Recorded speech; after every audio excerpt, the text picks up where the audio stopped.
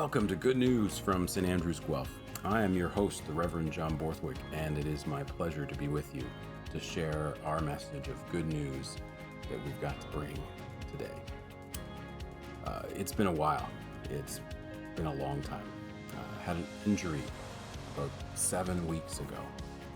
I fell and broke my arm at the humerus bone near the shoulder, and it wasn't funny, even though it was supposed to be humorous.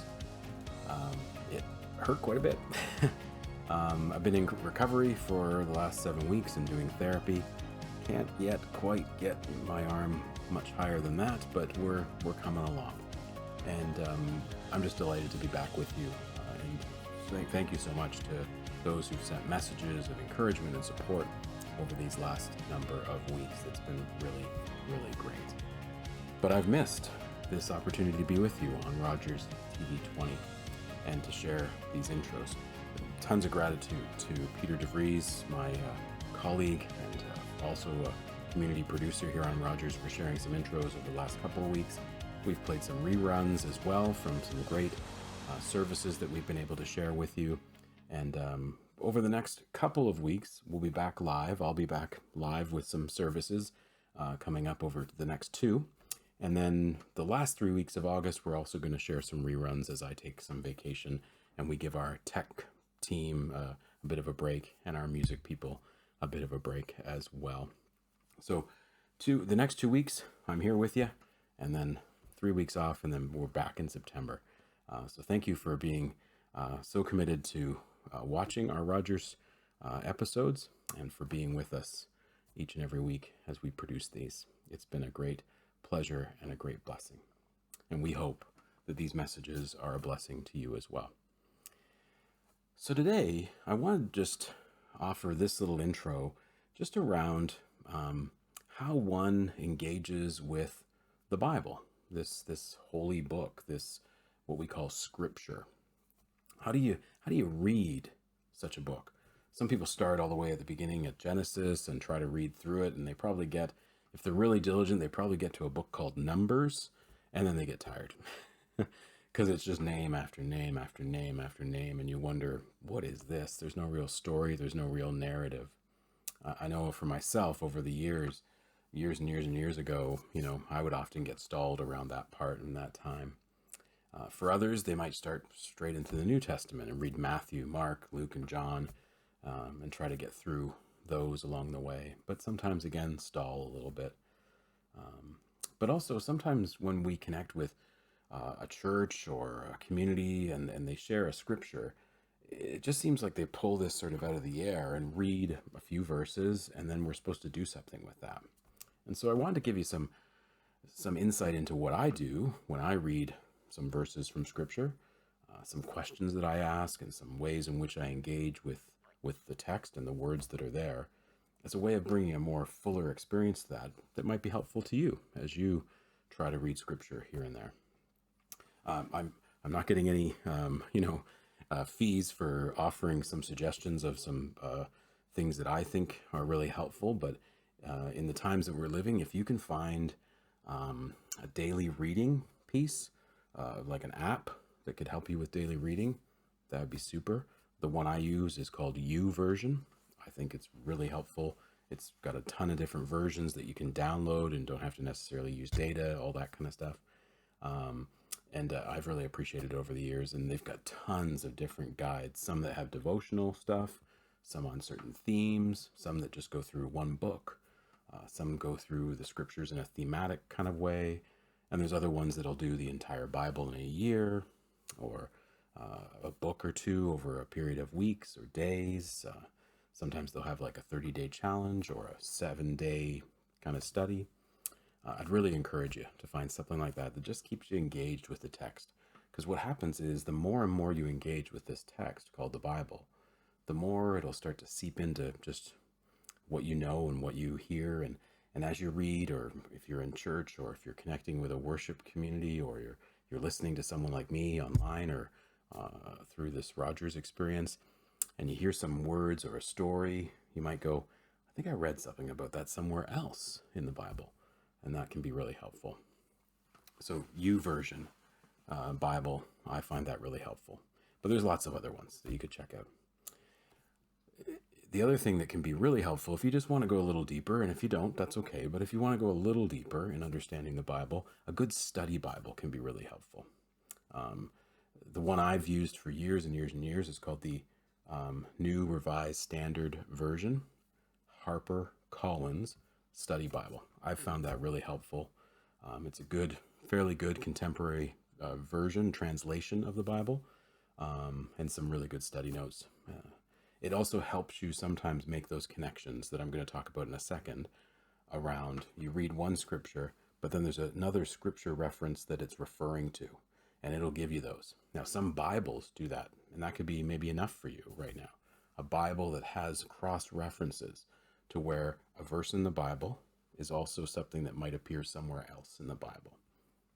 So find yourself one of those, and I find that a study Bible for me, it needs to be tangible. It needs to be something, a hardcover, a floppy Bible, whatever it is, but it needs to be something I can put in my hands, maybe highlight or put little post-it notes in. It's a little more difficult for me, at least, to connect with that in a virtual way.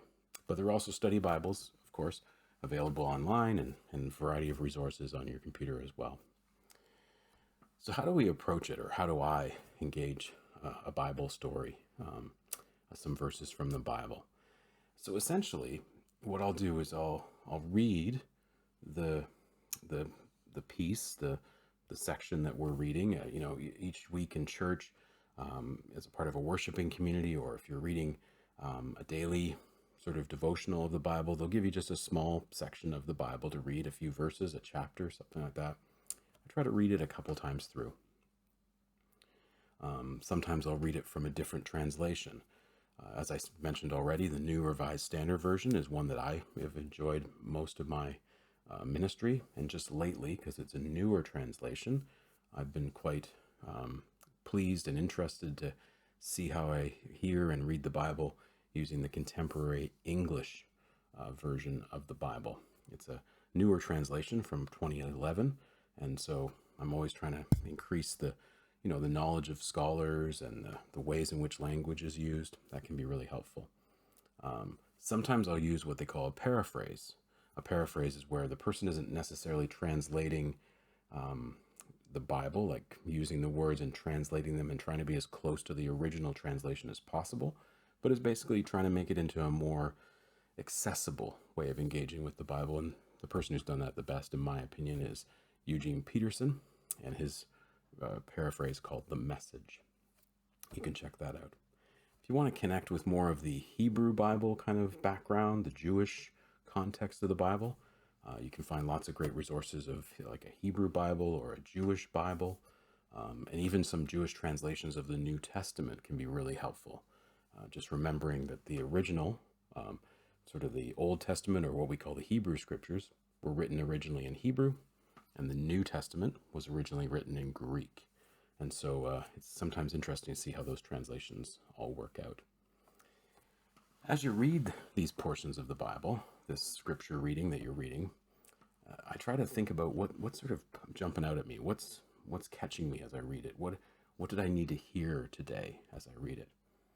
Sometimes, having read it a lot, I also want to see what surprises me this time when I read it.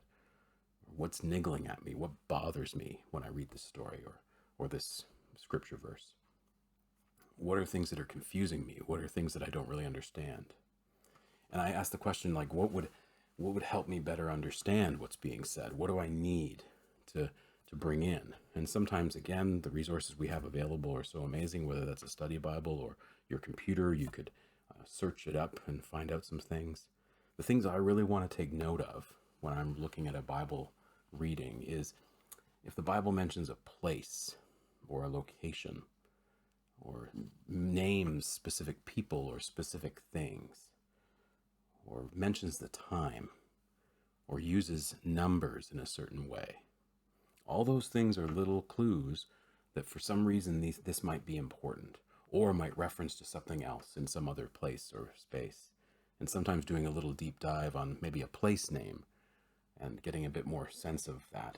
And then thinking about this, in this context, in this particular story of the Bible, or this verse in the Bible, Is the person who's saying it or the one who's writing it trying to reference something different or making an important statement by naming this place or this thing happened at this place? And if you knew that something else happened at that place as well, would that give you further insight into the verse or the Bible or the story?